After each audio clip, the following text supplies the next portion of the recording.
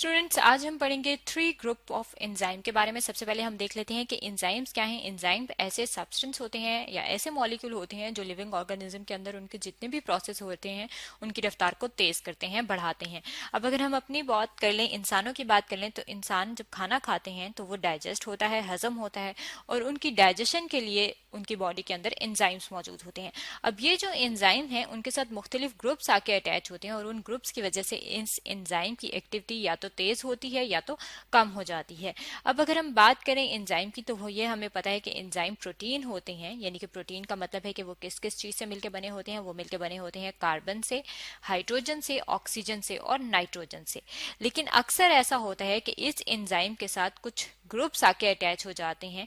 यहाँ पे अगर आप इस डायग्राम में देखें तो ये एक ग्रुप है जिसे कोफैक्टर लिखा गया है, और ये कोफैक्टर जो है ये इसके साथ आके अटैच होता है और इसके अटैचमेंट की वजह से एंजाइम की एक्टिविटी तेज हो जाती है। अगर हम देखना चाहें कि ये कोफैक्टर क्या होता है, तो कोफैक्टर एक नॉन प्रोटीन पार्ट होता है। नॉन प्रोटीन पार्ट का क्या मतलब होता है कि प्रोटीन के अंदर तो कार्बन, हाइड्रोजन, ऑक्सीजन और नाइट्रोजन चारों चीजें होती हैं, लेकिन जो कोफैक्टर होगा वो नॉन प्रोटीन इस तरह होगा कि उसके अंदर कार्बन और हाइड्रोजन तो होगी, लेकिन ऑक्सीजन और नाइट्रोजन में से कोई सी एक चीज मिस होगी। इसका मतलब है कि जो एग्जैक्ट प्रोटीन में ये चारों चीजें होती हैं उसमें से कोई एक चीज मिस हो गई है, और मिस होने की वजह से ये कोफैक्टर क्या है, ये नॉन प्रोटीन हो गया है। अब जब ये कोफैक्टर इसके साथ आके अटैच होगा एपो एंजाइम के साथ, तो ये इसे क्या बना देगा, ये होलो एंजाइम बना देगा।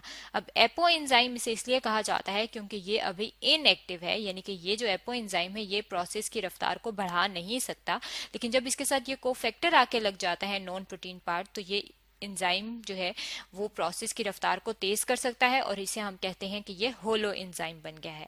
अब ये जो कोफैक्टर है इसको फर्दर हम दो हिस्सों में तकसीम कर लेते हैं कि ये जो कोफैक्टर होता है ये दो तरीके से काम करता है। अब ये जो दो तरीके से जो है ये काम किस तरह से करता है ये हम देख लेते हैं।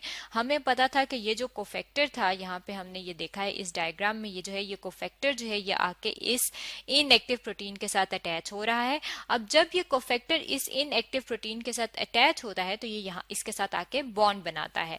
अब ये जो इसके साथ इसकी बॉन्डिंग है ये दो तरह की होती है। ये या तो स्ट्रॉन्ग बॉन्डिंग भी हो सकती है या ये लूज बॉन्डिंग भी हो सकती है। अब अगर हम बात कर लें कि अगर ये जो है ये स्ट्रॉन्ग बॉन्डिंग बनाए, यानी कि इसके साथ स्ट्रॉन्गली आके जुड़े इस वाले हिस्से के साथ, तो ये क्या होगा, अगर ये इसके साथ स्ट्रॉन्गली आके जुड़ेगा तो हम कहेंगे कि ये प्रोस्थेटिक ग्रुप बन गया है। यानी कि कोफैक्टर ही क्या बन गया है, प्रोस्थेटिक ग्रुप बन गया है, क्योंकि ये यहाँ पे आके स्ट्रांगली बॉन्ड कर गया है। लेकिन अगर ये कोफैक्टर यहाँ पे आके लूजली बाउंड होगा तो ये क्या बन जाएगा, ये को एंजाइम बन जाएगा। और को एंजाइम जो है ये क्या है, ये को एंजाइम इसे कहते हैं। और इसके अलावा कोएंजाइम तो नॉन प्रोटीन तो होता ही है, क्योंकि इसके अंदर ऑक्सीजन या नाइट्रोजन में से कोई सी एक चीज मिस होती है, लेकिन ये क्या होता है, ये ऑर्गेनिक होता है। ऑर्गेनिक इसलिए होता है, ऑर्गेनिक क्यों होता है, क्योंकि इसके अंदर कौन सी दो चीजें जो हैं वो मौजूद लाजमी होती हैं, कार्बन और हाइड्रोजन। और कार्बन और हाइड्रोजन की वजह से ये क्या होता है, ये ऑर्गेनिक होता है। अब अगर हम इसी जो है ये पार्ट को देख लें कि कोफैक्टर जो इसका ये जो को एंजाइम है जो कोफैक्टर की ही टाइप है, जब ये इसके साथ आके अटैच होता है तो होता क्या है कि ये जो कोफैक्टर होता है इसके पास मौजूद होती है बाइंडिंग साइट्स।